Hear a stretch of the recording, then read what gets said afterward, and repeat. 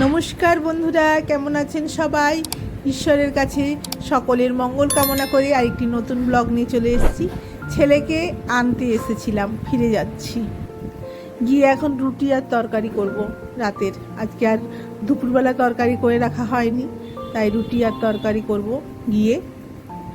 তো যে ফেরার পথে তো আপনাদের সঙ্গে একটু গল্প করতে করতে চলুন। গিয়ে আবার রুটি তরকারি আনাজ টানাজ কেটে দিয়েই এসেছি, কোনো অসুবিধা নেই। আলু পটল আর সোয়াবিনের তরকারি করবো আর রুটি করব। রাত্রে আমরা সেরকম বেশি কিছুই আর করি না, এই একটা তরকারি থাকে আর মিষ্টি থাকে, রুটি হয়ে যায়। রুটি খাওয়ার তরকারিটা আমি এতেই যখন দুপুরবেলা রান্না করি তখনই করে রাখি, কিন্তু আজকে আর করা হয়ে ওঠেনি। আজকে ভালো লাগছিল না তখন, তাই করিনি। তবে আনাজ টানাজ সব কেটে রেডি করে রেখেছি, পটল আলু সোয়াবিন দিয়ে তরকারি হবে। তো এই যে চলে এসে জামা কাপড় ছেড়ে একদম রান্নাঘরে চলে এসেছি। তো আগে ওইগুলো কষিয়ে নেব, পটল আলু সোয়াবিন এগুলো। তো তারপরে এগুলো কষাতে কষাতে আমি আটাটা মেখে নেব। তো আজকে যেহেতু অন্য দিন কি হয়, তরকারি করা থাকলে রুটিটুকুই করে রাখি, না হলে এক এক দিন যদি না ভালো লাগে না, যেদিন খুব দেরি করে খাওয়া হয় সেদিন আর ভালো লাগে না, সেদিন রুটিটাও করি না। বা ধরুন যে রান্না করতে করতে যদি আমি আটাটা না মেখে রাখতে পারি, সময় না যদি হয়, তাহলে কিন্তু তখন একদিন আমরা কিনেই রুটি খাই। তরকারি থাকে বাড়িতে, তরকারি মিষ্টি দিয়ে রুটিটা কিনে নিয়ে আসে, খাওয়া হয়ে যায়। তো আজকে যেহেতু তরকারি নেই, আমি ভাবলাম যে ঠিক আছে, তাহলে একদম এইসব সেরে সুরে নিয়ে তারপরে একটু বিশ্রাম নেব আর কি। বিশ্রাম বলতে ওই আর কি, ওই যে পটলগুলো কষানো হোক, তার মধ্যে আমি আমার আটাটা মাখিয়ে নিয়েছি। আটাটা আমি এরকম করে মাখানো শিখেছি আমার মাসিমণির কাছ থেকে, আমার ছোটো মাসিমণির কাছ থেকে। তো ছোটো মাসিমণি যখন আমি কলেজে পড়তাম, 1 বছর আমি মাসিমণির বাড়িতে ছিলাম। তো সেখান থেকে মাসিমণি ওরকম করে আটাটা মাখাতো, আমি দেখতাম তখন। সেটা বিয়ের আগে হয়ে ওঠেনি, কারণ বিয়ের আগে আমি সত্যি কথা বলতে কি, আমাকে কেউ অত কাজ টাজ করতে দিত না। আমি অত কাজ করতাম না, সত্যি কথা। সে যদি এই একটু রেসিপি হলে, করার ইচ্ছা হলে তখন আমি করতাম, না হলে আমাকে এই রুটি টুটি করতে হতো না, কোনো দিনই মাখানো টাখানো এইসব করতে হতো না। তবে যখন আমার বিয়ে হলো, আমার নিজের সংসার হলো, তখন আমি ওই মাসিমণির পদ্ধতিটাতেই আটা মাখাই। আর এবং আটার ওই রুটিগুলো খুব নরম হয়, খুব কি সে একদম প্যাচও করবে না আর শক্তও হবে না। আর একটুখানি এইগুলো কষাতে কষাতে 5-7 মিনিট তো ওটা তো রেস্টে রেখেই দিয়েছি, ওটা আরও সুন্দর হবে। এই রুটিটা পরের দিন যদি খাওয়া যায় তবুও কিন্তু একই রকম থাকে। তারপরে কড়াই তেল নিয়ে নিলাম, আটাটা তো মাখিয়ে রেখেছি দেখলেন। তো কড়াই তেল নিয়ে নিলাম, অল্প করেই তেল নিয়েছি। আমি একটু তেলটা কমই খাই, যে যেহেতু ওইখানে ভালো করে কষানোর জন্য একটু তেল বেশিই ছিল, অল্প করে তেল নিয়ে নিয়েছি। তারপরে টমেটোগুলো দিয়ে দিলাম। আর টমেটো যখন আমি কুচিয়ে দিই, একটু নুন দিয়ে দিই, তাহলে তাড়াতাড়ি টমেটোটা গলে যায়। তো আমি সেই যখন ছেলেকে আনতে যাই, তার আগেই আমি একটু জিরে, তারপরে ধনের গুঁড়ো, জিরের গুঁড়ো, ধনের গুঁড়ো, তারপরে যে লাল লঙ্কার গুঁড়ো, কাশ্মীরি লঙ্কার গুঁড়ো, হলুদ টলুদ দিয়ে একটু জল দিয়ে করে দিয়ে ভিজিয়ে দিয়ে গেছিলাম। আর যদি সঙ্গে সঙ্গে কোনো দিন করি, তখন আমি একটু গরম জল দিয়ে দিই, তাহলে ওটা নরম হয়ে যায়। তাই জন্য আর যে আজকে যেহেতু আগে থেকে করে দিয়ে গেছি, সেই কারণে ওটা আর গরম জল দিই না। তো ছেলেকে নিয়ে এসে, তো তারপরে তো রান্না অনেকটা টাইমই, আমাকে এখান থেকে ছেলেকে নিয়ে এসে যেতে আসতে আমার প্রায় 1 ঘন্টা সময় লাগে। তো সেই কারণে অনেকটা টাইমই হয়েছিল, ওই জন্য।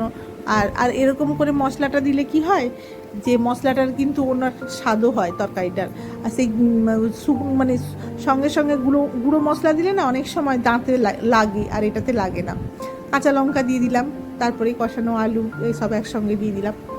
তো এইভাবে ওটাকে ওই পাশের দিকে দিয়ে দেবো, জল ঢেলে ওই পাশের উনুনে, আর এ পাশে আমি রুটিটা করে নেব।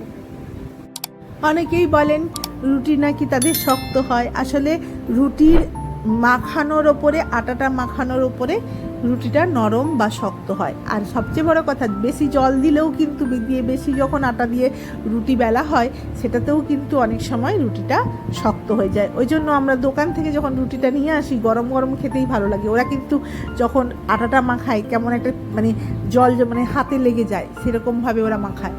আর আমি আটাটা কিন্তু ওইভাবে মাখাইনি, আমি কিন্তু মানে খুবই অল্প মানে দিয়ে রুটিটা বেলি, খুবই অল্প আটা দিয়ে আমি রুটিটা বেলি।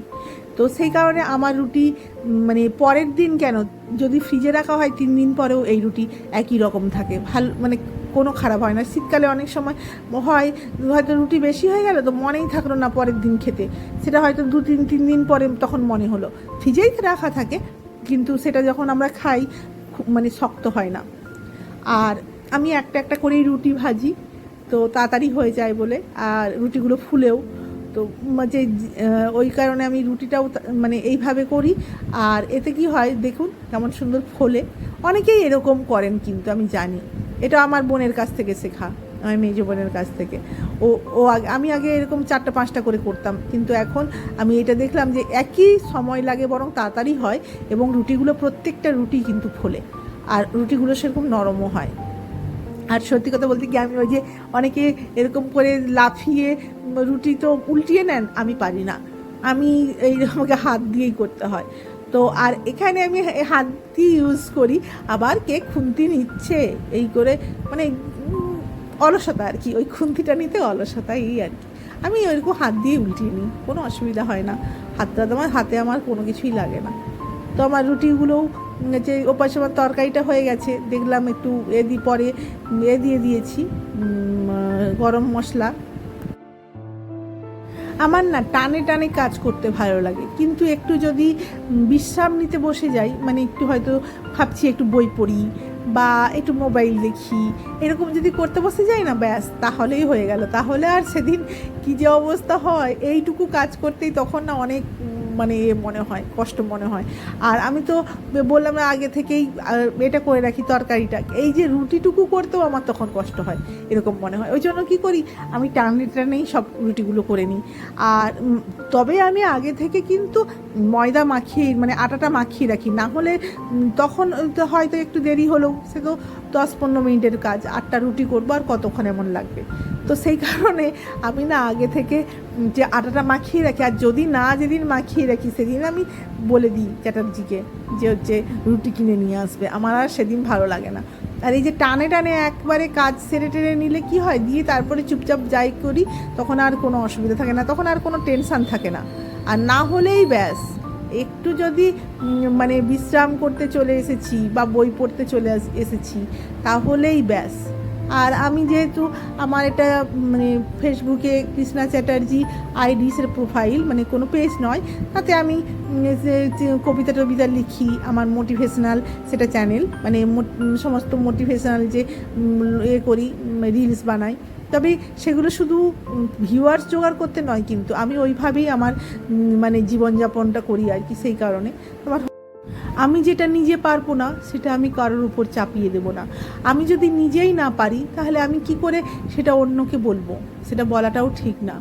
তো সেই কারণে আমি কাউকে কিছুই বলি না যেটা আমি নিজে করি না। আগে নিজে করি, যেহেতু আমাকে আমার ছেলেকে শিক্ষা দিতে হয়, তাকে মানুষের মতন যাতে আমি মানুষ করতে পারি, সেই কারণে আমি অনেক কিছুই কিন্তু মা হওয়ার আগে, যখন আমি যেমন খাওয়া দাওয়ার ব্যাপারেও আমি আগে অনেক কিছুই খেতাম না, তা আমি নিজে খাওয়া শিখেছি, তারপরেই তাকে খাওয়াই। সে যদি কোনো দিন আমার মুখের ওপর বলে যে হচ্ছে তুমি তো করো না, তাহলে আমি করব কেন, সেই জন্য। তো চলুন আমি রুটিগুলো তো গুছিয়ে নিচ্ছি। তো যদি আমার ব্লগটি ভালো লেগে থাকে তাহলে প্লিজ একটা লাইক কমেন্ট করে দেবেন, আমার চ্যানেলটিকে সাবস্ক্রাইব করে পাশে থাকবেন। যারা ফেসবুক থেকে দেখবেন তারা আমার ফেসবুক পেজটিকে ফলো করে দেবেন। আর সবশেষে বলি, আপনারা সুস্থ থাকুন, ভালো থাকুন, ঈশ্বর আপনাদের মঙ্গল করুন। আবার কোনো একটা ব্লগ নিয়ে পরের দিন চলে আসবো।